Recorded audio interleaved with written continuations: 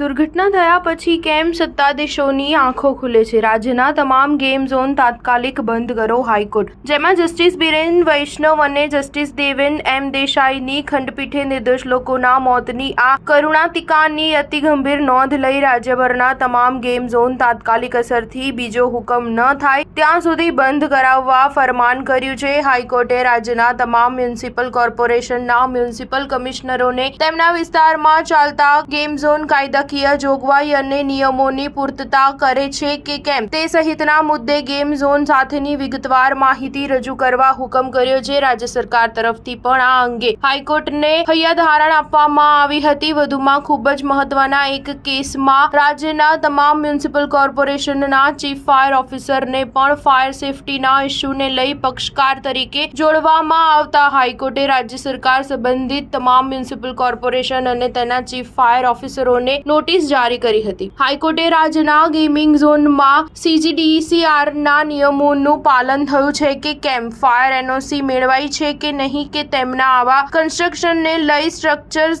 Stability વગેરે મેળવાયા છે કે કેમ, એટલું જ નહીં સંબંધિત જિલ્લા કલેક્ટર અને મામલતદાર પાસેથી Gujarat police act, entertainment tax act વગેરે હેઠળ પણ કાયદેસર લાયસન્સ મેળવાયા છે કે કેમ તે સહિતના મુદ્દે સત્તાધીશો પાસેથી ખુલાસા સાથે જવાબ માંગ્યો છે. હાઈકોર્ટે બહુ અગત્યના મુદ્દો નોંધતા જણાવ્યું છે કે TRP ગેમિંગ ઝોન જૂન 2021માં ચાલુ થયાના 3 વર્ષ બાદ તેના દ્વારા ક્રુડા એક્ટની જોગવાઈ હેઠળ કન્સ્ટ્રક્શન નિયમિત કરવા રાજકોટ મનપાના એપ્લાય કર્યું હતું. હાઈકોર્ટે હુકમમાં એ પણ સ્પષ્ટ કર્યું હતું કે TRP ગેમિંગ ઝોનનું સ્ટ્રક્ચર એ કોઈપણ હિસાબે ટેમ્પરરી સ્ટ્રક્ચર કહી શકાય નહીં, કારણ કે અદાલતે બિલ્ડિંગ અને ટેમ્પરરી સ્ટ્રક્ચરની કાયદામાં બે વ્યાખ્યાને ધ્યાનમાં લીધી છે. સ્ટાર ન્યૂઝ 7 હંમેશા સચ્ચાઈની સાથે.